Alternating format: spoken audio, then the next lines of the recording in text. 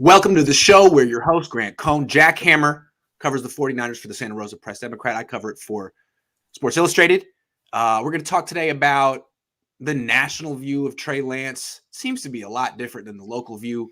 We're going to talk about free agency, the Nick Bosa versus Aldon Smith debate. That's been all the rage on Twitter. We're going to get into that. And we're going to talk a little Brady and Rodgers too. But first, there is a rumor on Twitter, which means it must be true. And the rumor is the Niners are going to be kicking the tires on a backup quarterback that Chip Kelly probably would have traded 3 first-round picks for 5 years ago. Marcus Mariota, what do you think of this rumor, Jack? I think Mariota makes a ton of sense for the 49ers, given his background, what he does. He was I think the second player taken the year that he came out. So Yeah. he's known, understands what it's like to be in the position that Trey Lance is in. He's been successful when he's played. So he makes a ton of sense for the 49ers. My only question really is, are they going to be able to afford him? I think he might be able to get a starting job somewhere else the way that this market's starting to look, and maybe he might be a little expensive for them. I get the thought process here, but at the same time, I got the thought process behind Jerick McKinnon. Like, yeah, he's mobile, and as you said, he was a number 2 pick in the draft. He's started more than 60 games, won 29 of them, had some success, just gets hurt a lot.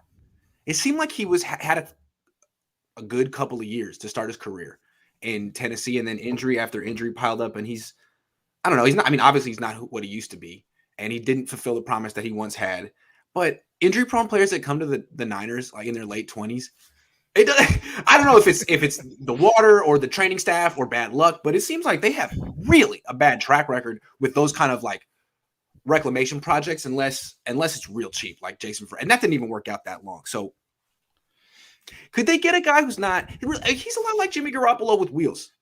Gets hurt, pretty brittle. I don't know. I mean, you could do worse. You could definitely do worse.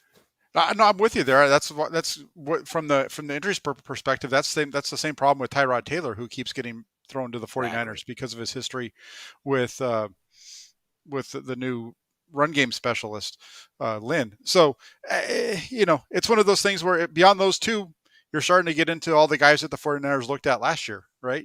Which are, guys like Andy Dalton and Joe Flacco and stuff like that.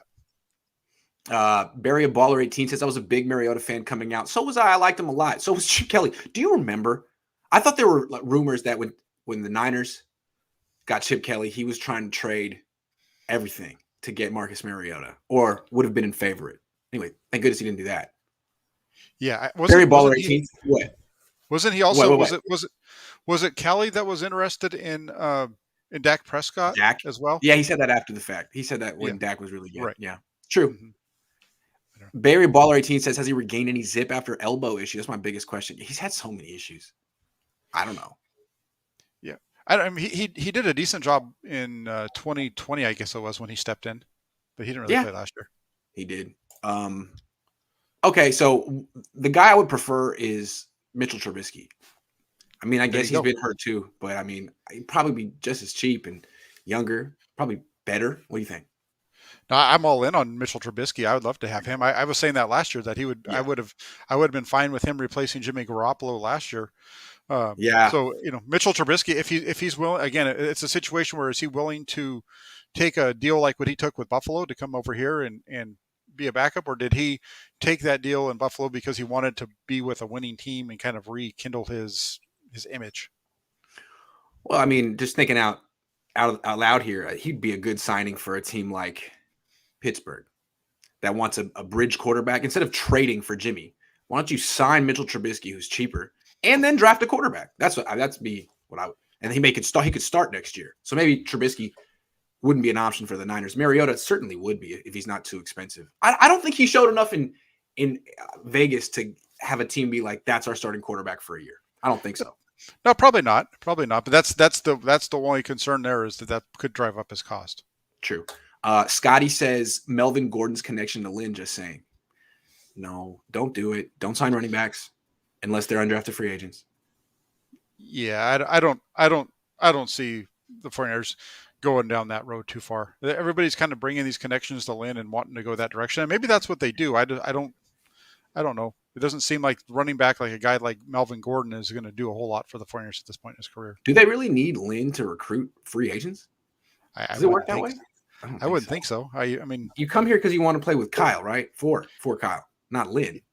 Yeah, if you're an offensive player, you want to play for him, and if you're a pass rusher, you want to come and play for Kasarik, and so on and so forth.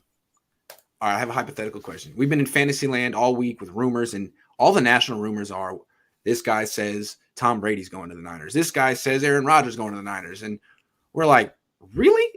I don't believe it, but they keep telling us, so let's talk about it. If the rumors are true, if we're gonna live in fantasy land, and the Niners would somehow get their pick of Tom Brady and Aaron Rodgers, both of them. Like the Niners are the Bachelor, and these two are just waiting for the rose, and the Niners get their pick. Who do you think they would pick? And then bonus question, who would you pick for the 49ers? But first, I want you to tell me who the Niners would pick. I would say, just based off of what we've been hearing, that would probably be Aaron Rodgers that the 49ers would go there. Because Why? Well, because they've already had the discussions with Brady, and there's the whole conflict between Brady and Kyle Shanahan, smartest guy in the room kind of thing. Right. Right. Would Brady fit the scheme? Could he do the rollouts? Could he do the play action? You know, Rodgers can. He's in a version of Kyle's offense in Green Bay. Sure. Yeah. No, he can. I would rather. I don't think that's who the 49ers would choose, though. I think they would choose Rodgers, and I think we already know. I mean, they tried to trade for Rodgers. It's been reported. They admitted it. Like the day of the draft last year, right before they pulled, right before they picked Trey Lance, a few hours before, they called the Green Bay and was like, "Hey, what do you say? We'd really like Aaron Rodgers if that's cool with you." When Tom Brady came to the Niners, they were like,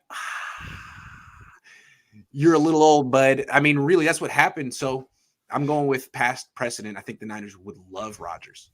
And if Green Bay called him and said we could work at something out, I think Trey Lance would be gone in a heartbeat. Kyle, I'm just saying, I do think that.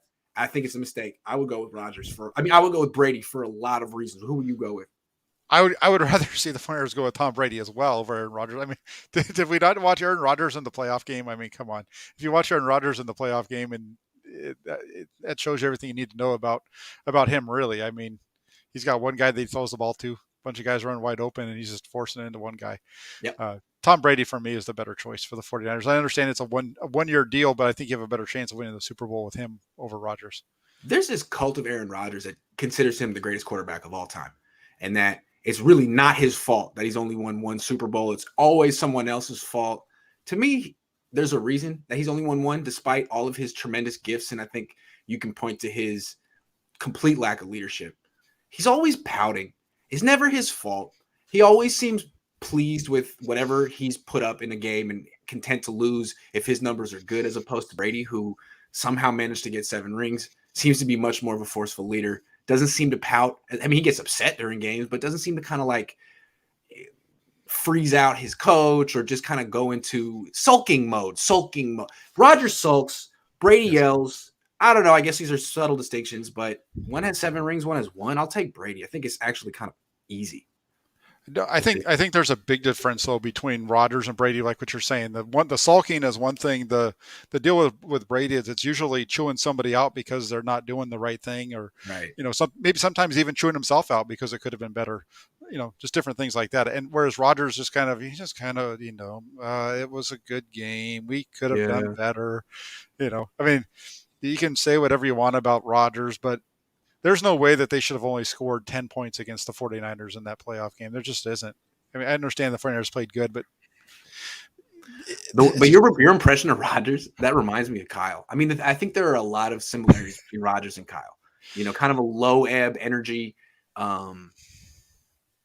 sort of a lack of accountability, but an undeniable talent, an undeniable gift. Mm-hmm. I think they're kindred spirits. There's something about Brady that is way too much he would take over. Kyle is not forceful. Brady would take over. Brady is the alpha. And I think Rodgers and Kyle are a little bit more similar. Yeah, no, that's a good point on the Yeah, Rodgers piece though, because you're right. yeah, It's always somebody else's fault. It's always yeah, somebody else's fault with yeah. Shanahan. Even the defenders of both of them, right? It's always Right. somebody else. They'll even point to whatever. That's right. So That's right. 100%. They're meant for each other. Yeah. That being said, what do you think Rodgers is building up to? This being such a drama queen and an attention. I don't know what you would what the word, the PG word for that would be. But what do you think he's building up to this week? Retirement? Well, there's supposed to be an announcement tomorrow, right? Or there's supposed to be Yeah. some kind of a press conference with the general manager or something like that tomorrow in Green Sounds Bay. like retirement, right? If it Sound, I were mean, that's trade, it would be Schefter announcing it. I don't know. it seems. No, it does seem like it's leaning towards maybe a retirement type of a situation or some kind of a moving on that they're going to be working with. Good. Peace. Thank you, Aaron Rodgers. I'm tired of speculating about you finishing your career on the night. Like, enough, dude. Good luck on Jeopardy or doing State Farm commercials with your contrived personality. Good luck. So, yeah, Yeah. enough. The Niners are known for a team who doesn't leak anything. Who leaked the trade practice video? Kyle or John? I mean, I don't think Kyle or John leaked. Javier Vega got it. Javi's a baller. Love Javi.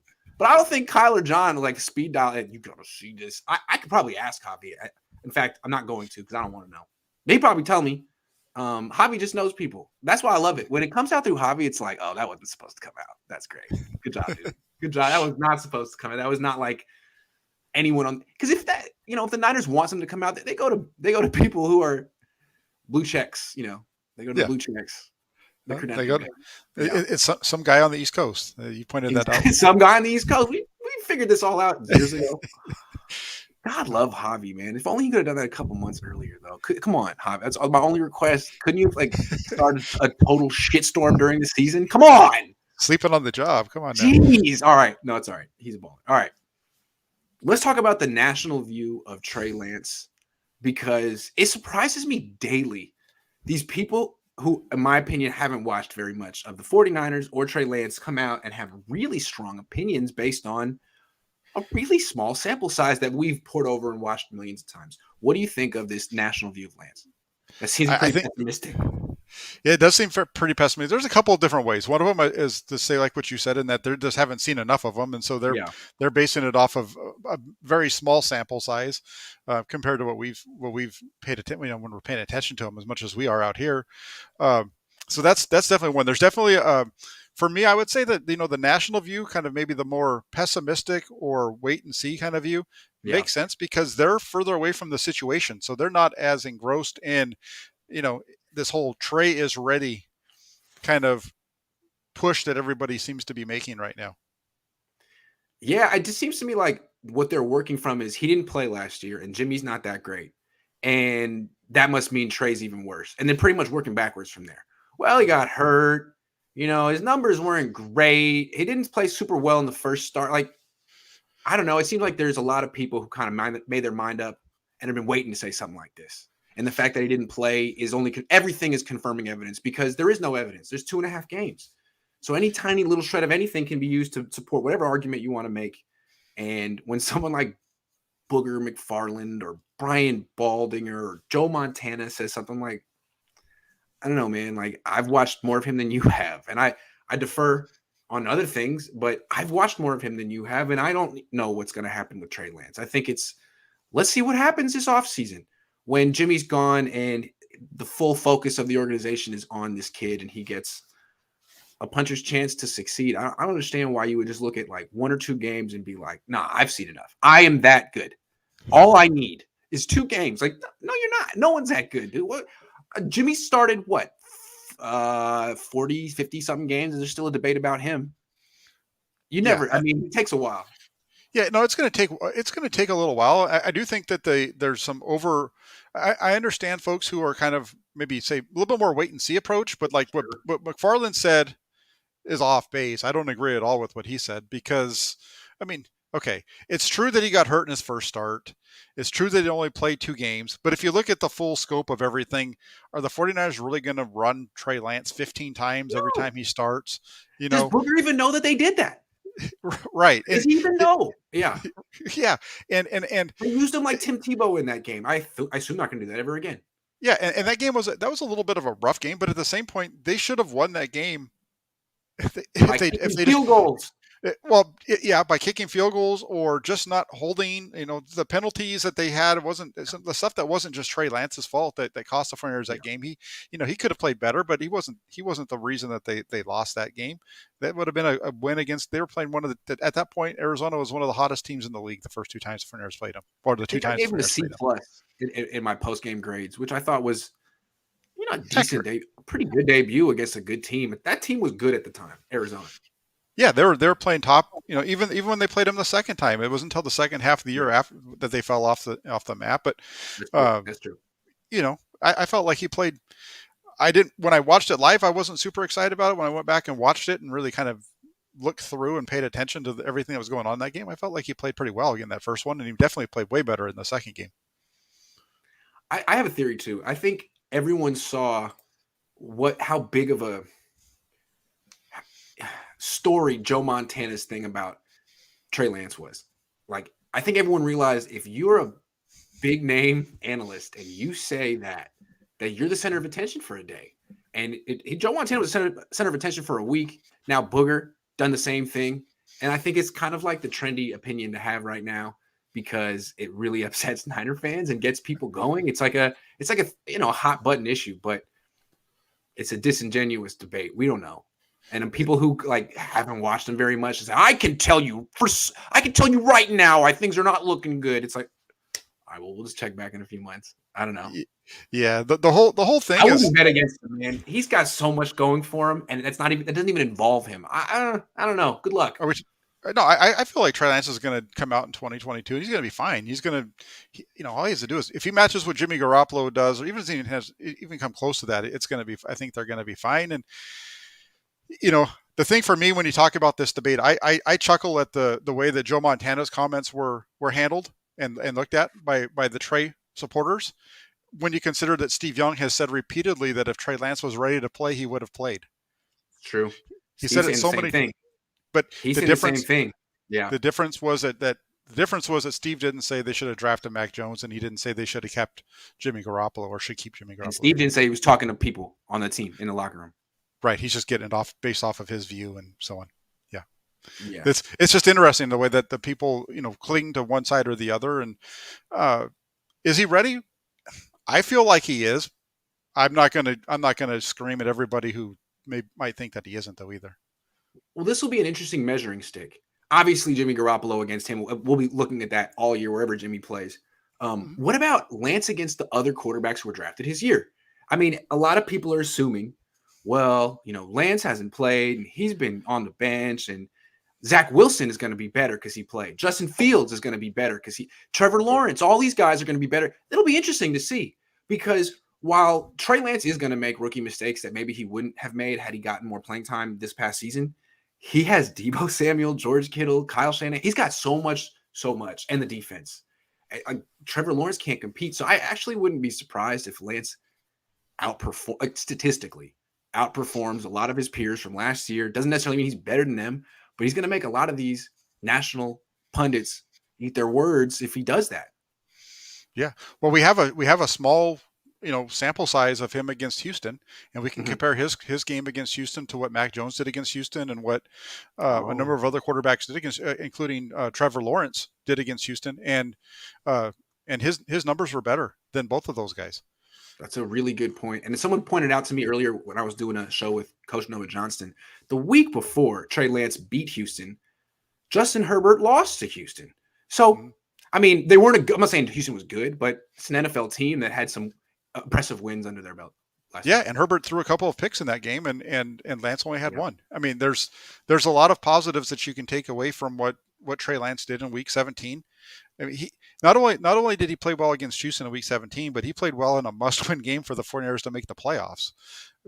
Which none of these other remember it too. Everyone says it was just Houston. It was a playoff game, literally. Yeah. If they lose that game, it's over, and they were losing at halftime. And he came out and destroyed Houston in the second half, eviscerated him. Yeah, no, there's a lot of reasons to be positive about Trey Lance going into 2022. There really is, and I can deal with people who don't think that they are that he's ready, but at the same time, there's evidence to show on the contrary. He's ready. Yeah, and as an English major at UCLA, what they would say is define your terms. What the hell does ready mean in this context? And it's one of these terms that it means nothing. And you can always throw that out there as it's like, well, it's a mysterious definition. I know what it is. I'm not going to share it, but I know because I have expertise. I'll let you know when I think he's. That's basically what it's saying, right? Like, forget that word. It means nothing. He's ready because he's going to be the starter, and he'll be good or he won't be. We'll see. If he's bad, he wasn't ready, or he was just never ready. Yeah, that's really it, because everybody has a different definition of what ready means, right? And I think for you and me, we're saying, is he ready to go out and lead the team to wins and put up decent numbers? I think he is. Is he ready to be better than what Jimmy Garoppolo was last year? I think so. It's on. I mean, we'll see. But that's the only thing that matters for the 49ers. Is he ready to be Patrick Mahomes? No, but no one ever is going to be that. So anyway, let's answer some questions. The definition should be: is he better? Is he ready to be better than Jimmy Garoppolo? That's should be the question. That's the whole. That's all that matters. That's all that matters. Jeremy says, didn't Green Bay and Rodgers have an agreement last season that they'd facilitate a trade to get him somewhere if he wanted to be? It sounded like that was part of the discussion. I don't know that for a fact, but I know it was kind of reported that he was going to come back for one more year and then he'd move on and they'd help him out. Right, and they were going to do the last dance. So you really think that there's a possibility that tomorrow there's a press conference in Green Bay and they say, we just want everyone to know that Aaron Rodgers is going to the 49ers. Like that's what's gonna happen tomorrow, really? And everyone's gonna celebrate in Green Bay. Everyone will be happy for Aaron. He gets to go home. Everyone, he's going home, and now the Niners are gonna win a Super Bowl, and we are gonna make that happen. So I just think everyone should be really happy. It's a great day for the Packers. We're gonna swap quarterbacks. We're gonna send Aaron Rodgers to Jimmy Garoppolo straight up. This is the worst day in Green Bay history. I would be bad. They take football every single street name in Green Bay is named after a player or a coach. I mean, they don't mess around. The place is called Titletown. If they did this, I don't know what would happen to Titletown. They'd have to change it. Couldn't be named Titletown. Jeremy. It would be the worst possible move to sign Brady or Rodgers. We have a franchise guy in Trey who would have won a Super Bowl if he played. I love your optimism. The anti-Booger McFarland here, but come on, man. I mean, really? Wow. I don't know. How many times is Tom Brady going to say, I want to give you that sixth ring? And you're like, no, Tom, we got this. We know what we're doing. We have a track record of success ever since the Yorks have taken over. Forget the DeBartolos. Forget you. We have I don't know. Maybe you can just get over yourselves and bring them in. Ayuk leaked it. Rodgers said today on McAfee he's concerned with Adams getting tagged. National people are clowns. Play the kid, stick to the plan. I doubt Ayuk leaked it. Rodgers said that McAfee's concerned with Adams getting tagged. Yikes. So he's trying to shame the Packers into not doing it? I guess. Yeah. Well, thanks, Aaron. I think Montana said that because of his path, 7th string at Notre Dame. Not North Dakota. That's the other one. He thinks Trey didn't earn it or struggle like him. Love Joey, but go Trey. Dude. Trey had to go to North Dakota State. Joe Montana could have done that. He wanted to go to Notre Dame. Yeah, I'm not sure exactly what he's saying here. But the one thing, that I did see that maybe kind of makes sense with what Montana was saying was that Montana's been open about the fact that it took him 2 years to kind of figure things out. He didn't really know a whole lot the first couple of years. It wasn't until year 3 that it clicked for him. True. Official BNA Music 88 says it's funny how people like Booger are sure Trey is bad, but yet he's still out here holding out hope for guys like Sam Darnold. Is he? I have no idea. Sam Darnold just needs to be in a good situation. That's all that is to it. Sam Darnold is significantly worse than Jimmy Garoppolo. Talk about an arsonist. Shoot, we said that. We said that last year. We watched him on film, and everybody was up in arms about it. Yeah, he's actually just an abomination. He's so bad. If you watch. He was bad at USC too. His last year at USC was terrible, and everyone gave him excuses like, well, you lost a lot of gut. Sorry. What? It's Pac-12. Are you kidding me? He was terrible. Yeah. Sorry. He had one good year. Trey and his rookie mistakes like Jimmy best game. Yeah. Okay. Rookie mistakes, all right, here. Moving on. This is out of left field. Should the 49ers resign? Should the 49ers sign DJ Reed? They drafted DJ Reed. They developed him.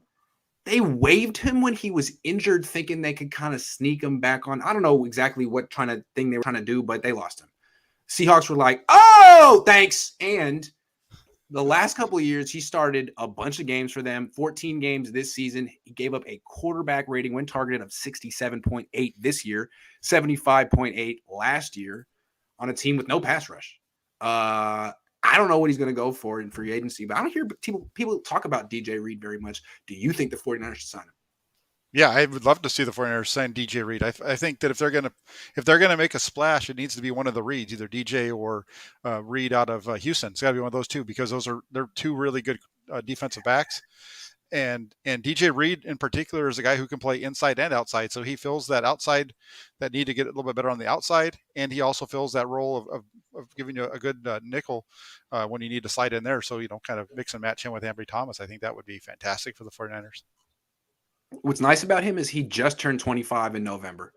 You drafted him. He can play outside and in the slot, and he's damn good. I mean, him and Mosley, he might be better than Mosley, but him and Mosley would give you a terrific tandem. You could move Reed into the slot and nickel and bring Thomas in for the outside in 3 cornerback sets. You can do worse.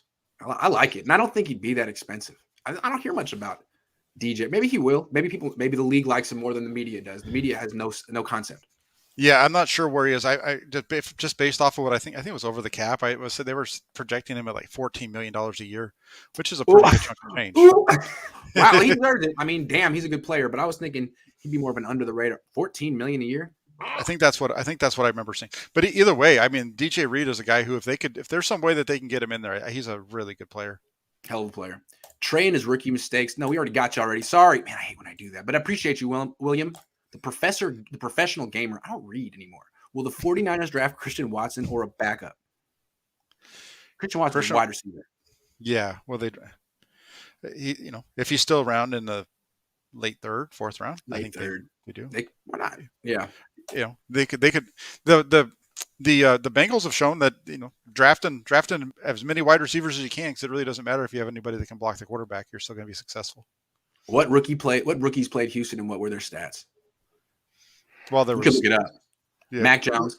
Mac Jones and Lawrence. Lawrence played him twice. Jones' numbers were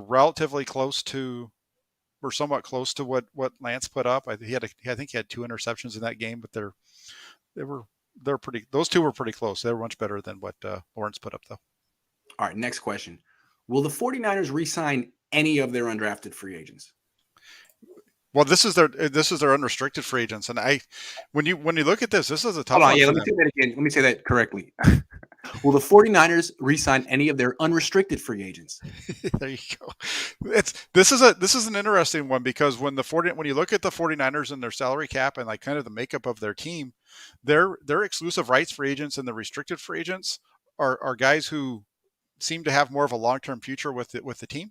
So all those guys, you can kind of pencil them in as coming back, and that puts the 49ers at about 47 players on their roster, and then they're going to have their rookies come in and things like that. So I think there's going to be a couple of them, but Laken Tomlinson is a guy that gets brought up all the time, and I find it hard to believe that he's going to be coming back. Same thing. He's going to get a lot of money somewhere, right? Yeah, I would think so. And really the same thing with DJ Jones. I think the 49ers, might not be able to bring back DJ Jones. Those are the two of the top names that everybody keeps bringing up. Right. I think they might both going to get multi-year deals, I would think, and get paid $10+ million a year. Yeah, I just I feel like the 49ers are stuck with Javon Kinlaw. They can't get out of his contract because of the injury and also where the salary cap sits with him. So I think looking at the 49ers history, they might just say, you know what, we're going to let DJ walk because he's too expensive, and we're going to try to fill in with Javon Kinlaw and these other guys, Kevin Jones and all that. Yeah, not Kevin. Yeah. Kevin Givens. Sorry. Yeah, because they have a pretty good group of these restricted and exclusive rights free agents for really when you look at the names there. Certainly. So you also got guys like Jason Verrett. I mean, he could come back if he's willing to take like a really cheap deal. Yeah, I think when you look at it, if they do, the guys that they bring back here are going to be cheap deals, 1 year kind of things. kind of to fill out the roster, give them like a prove it kind of a contract and get them in there and see what happens. And if they can stay healthy throughout training camp and earn a spot, then that's great. But otherwise, it's not costing a lot. I just don't see them maybe splurging quite as much as maybe some people think with their own this time around. Let me name a couple more. Go through the names and tell me if you think they're coming back real quick. Raheem Mostert. I see. That's one who I think that they need to resign, but I have a feeling that he's going to end up out in Miami with Mike McDaniel. Okay. Jeff Wilson Jr. He's hurt too much. I don't. Again, he hurt too much. I'm with you, man. I wouldn't resign either one, and I like them both, but they're hurt too much. Yeah. They hurt too much. You have Trey Sermon. You have Elijah Mitchell. You have JaMychal Hasty. Draft another guy in the 6th round or the 7th round and sign another undrafted free agent. That's the only way you, to me, acquire running backs from now on. Yeah, they showed that they could. They showed they could sign guys in the middle of the season and bring them in and have them play games for them. Thank you. All right, Ross Dwelley. I like Ross Dwelley, but I have a feeling that they're going to move on from him this year because they have the guy from Tampa. Huh? They don't use him. No, they don't use him, and I think they're going to move. They have the guy from Tampa that's on the that they signed to the futures contract and was on their practice squad. I think that might be why they brought him in when they did. I wouldn't be surprised if Dwelley goes to Miami because Embry. Okay, a few more. Josh Norman. Well, you got to bring Josh Norman back because you can't. Got to. I mean, what would this team be without Josh Norman? Somebody needs to be able to force fumbles. K1. I don't think that he's going to be back. Tart. See, now Jaquowski Tart is one who I'd like to see back. I'd really, if of the names that we've talked about so far, Tart is the one I think is most important because he's actually pretty good. It would be very expensive to improve on that player, wouldn't it? It would. Whatever capital they use to take over his spot, it's either going to be a high draft pick or it's going to be an expensive free agent. You could get Justin Reed, but he'd be much more expensive than Tart, right? Absolutely. And he's probably a better player at this point in his career than Tart is, but Tart's a very good player for what the Flyers ask him to do. I got a few more. Arden Key. Again, he's one of those guys. I think he's going to get more money on the market than the Flyers are going to pay, just based off. I think he's going to be this year's the version of what they had last year, where I can't remember his name. The guy that went and signed with Kerry Hyder. And they're going to think like we can just do this again, right? Like with Maurice Hurst. What do you think about him? They could bring him back. He didn't. Yeah, he might be able to come back. He didn't even play. Yeah. Jordan Willis. I think Jordan Willis is somebody that they could probably bring back on a cheap deal. He was only, I think, $1 million this year, or somewhere around that ballpark. He should be able to come back for pretty cheap, and he was really he did a really good job for him. Between him and Charles Omenihu, that's a good second group. Agree. Tom Compton. Yes, I think he'll come back. They need to do something with McGlinchey's leg. I don't see why you wouldn't bring back Compton. I mean, he outperformed whatever they paid him this year. Yeah. I mean, they brought him in to play guard. Guy was a decent starting tackle. I was like, wow. I mean, the season could have went up in smoke when McGlinchey went down because very few teams have decent backup tackles. Correct. Very few. Yeah. It's interesting because when you look at it as we're going through the list, we're talking most of the guys who we feel like are going to be back are the ones that are on the lower end of maybe not even the names people think are going to be back. I got one more name for you. All right, this is a fan favorite. Haven't heard it in a while. Richie James II. I laugh. I'm not laughing at Richie James but Richie needs somebody to return kicks. If Richie James could just come back and return kickoffs for him, that'd be a good signing for the 49ers. Would you rather have Richie James or Travis Benjamin? Richie James. Yeah, Richie James had an all-time bad training camp, if I remember correctly. He did awful in training camp. I don't know what the deal was because he's really had good training camps, good games. Good. I don't know what that was. He seemed like he was like dying to get cut. Like, please cut me. I don't know what the hell that was. Hopefully, he's an unrestricted free agent. We'll see what happens to him. Yeah, he definitely seemed like he was struggling throughout camp. Matt Davis says, how about we treat it as we are getting the number 1 quarterback in this year's draft and be excited instead of trying to replace him? Okay, fine. That's cool. Putting the second part aside, because I just feel triggered by that. The first part, Lance would be the number 1 quarterback in this draft. I mean, I guess it would depend on what he did last year at North Dakota State, but I think he'd also be like the youngest of these guys who are coming out. Yeah, I think so. I think he'd be, if he was the only one that stayed back, because there's pretty much everybody that was drafted with him at the top of the draft was guys that came out early. So if he's the only one that stayed in school, he would be the number 1 pick. Brandon Scherf, Washington straight up for Jimmy. Oh man, Washington fans would be so happy. That would be the best. I have a first cousin who's a Washington fan. I hope they do that so I can call him and be like, hey, how you like that? That'd be fantastic. Trade your quarterback for an offensive lineman. That'd be great. I think we should look at trade Jimmy for a player, not pick like someone on the offensive line. Yeah, Brandon Scherf. There we go. Trent Brown. I had how about Montez Sweat was a name that I had thrown at me yesterday. Montez Sweat. Why stop there? How about Chase Young? I swear to God, if they bring Josh Norman back, this organization needs to get fired. They better sign Stephon Gilmore. Trey Lance is the cheaper option. I swear to God, if they bring that's Niner fan PTSD right there. I love that. Josh Norman. You probably liked him about 3 months ago, but that bandwagon fell off the tracks quick. I don't know if anybody really ever liked him because the only reason that people gave him the benefit of the doubt was because of all the forced fumbles. If it wasn't, it's true. It went from like, man, this guy can't cover to, oh, but he forces fumbles to, I think he's purposely giving up catches so he can try to force fumbles. Maybe it's time to get him off the field. And he's committing a personal foul penalty, or was it unnecessary? Was it taunting? I don't know what it was. Yeah, I mean, taunting, personal foul, whatever it was. That was a national view of Lance and Shanny's fault for saying all season that Trey wasn't ready. That's the reason. Yeah, good point. Yes, it's basically the national media throwing Kyle's words back in his face and saying, well, prove us wrong. Fair. I always like upping the ante on Kyle Shanahan. It definitely brings out the best in him. Did he ever say that Lance wasn't ready, though? He implied it, I think, is basically what he did. But he never – I think he was careful enough not to freaking say that because that'd be a mistake. Yeah, because I don't think he ever actually said it. I think it's just people saying, well, you had Garoppolo. Yeah. How's this guy not better than Garoppolo? Right. Yeah. I mean, that's what you're telling us by not playing him is basically what people said all year. Mm-hmm. All right.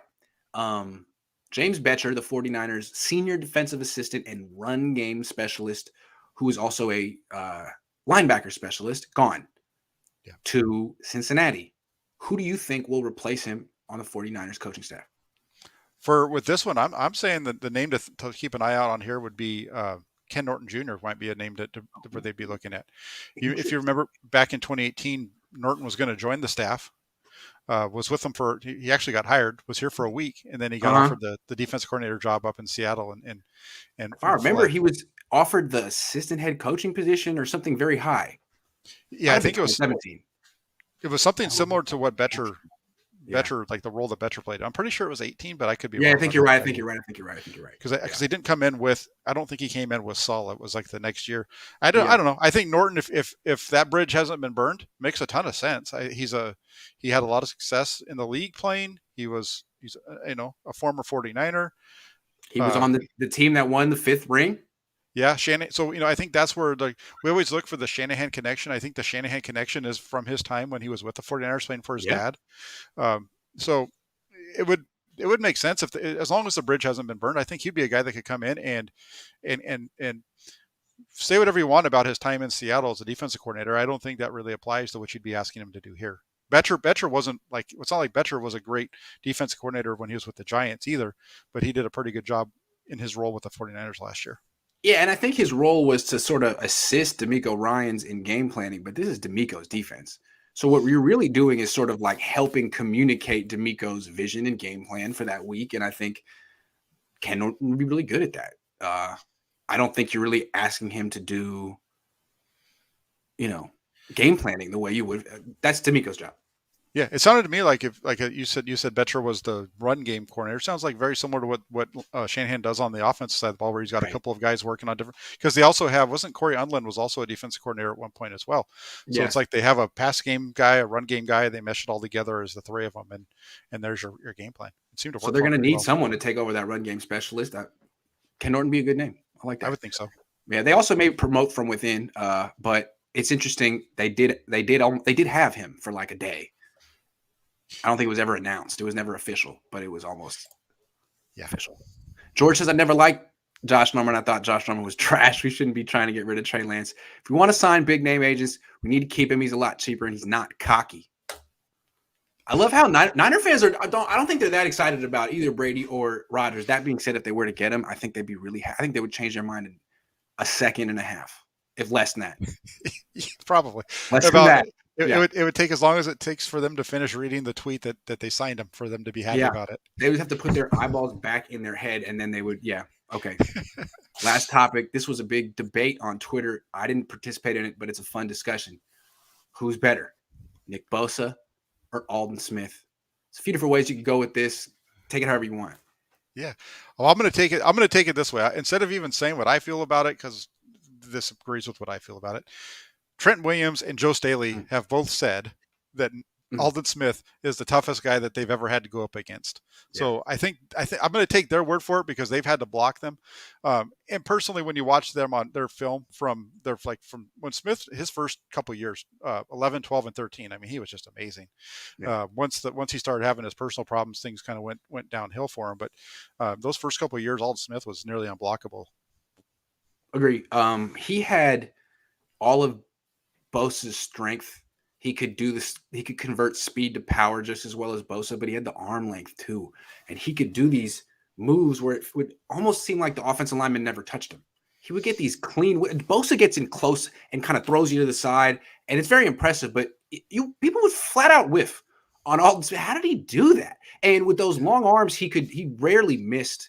He always finished on the sack, and Bosa did a better job of that this year, but as a rookie, he would miss sometimes. He was better. He would have more pressures than actual. Anyway, yeah. Early on, it was Bosa. Excuse me, it was Aldon Smith, but Aldon Smith's career, like his prime was over fast.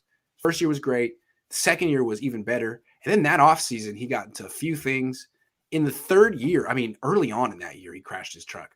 And he did finish the year with 8.5 sacks, but he was starting to go downhill fairly quickly in his career. And I think what we're seeing with Bosa is even though I can't co-sign that guy at all. I don't know what he's like personally. Seems like he's probably not going to have, a major downward spiral that really impacts his performance. He seems like he's going to probably have a pretty long, consistent career that Aldon couldn't have. So I don't know. No, yeah. You have Nick Bosa, who's from a family that's been around the NFL, so he's right. He's a little bit more in tune with what it takes for a long-term career. Aldon Smith didn't have that background, and so it kind of caught up to him in the NFL. But what he did those first 3 years was just so darn impressive.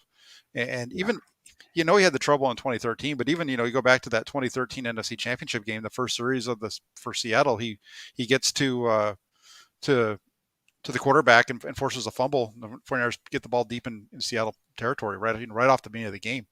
He was just a difference maker, and it's just too bad what happened with him because he had all the potential in the world to be, an all-pro, multi-time all-pro, maybe in Hall of Fame type caliber player if he could have just done it for a long period of time. Yeah, and I'm not taking anything away from Bosa. I'm giving the nod to Bosa here because I think he's going to have a far better career than Aldon Smith fell off fast, and Bosa it doesn't seem like he will. But when he was at his best, a lot of people say, well, it was Justin Smith.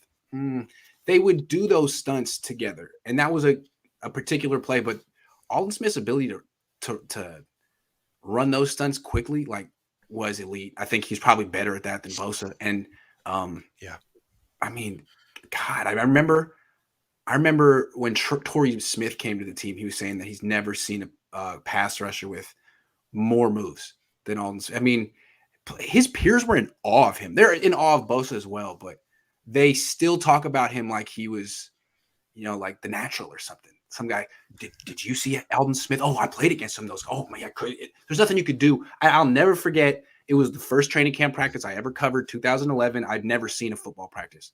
And I watched one-on-one pass rush drills between Aldon Smith and Joe Staley. I knew Joe Staley was good. I'd never seen Aldon Smith before. He was a rookie. And I'd just seen Aldon Smith trying to do the outside linebacker drills, which was new to him. He played DN in college, and he sucked at it. And like Paris Harrelson had to show him how to do it. I was like, this guy sucks. He's not. The sheer panic in Joe Staley's eyes when he realized I can't get my hands on him. He keeps engaging me, and I can't touch him. He can do whatever he wants to do. It was a sheer panic. I was like, wow, man. This guy is really good. I guess he's really good because Joe Staley can't block him.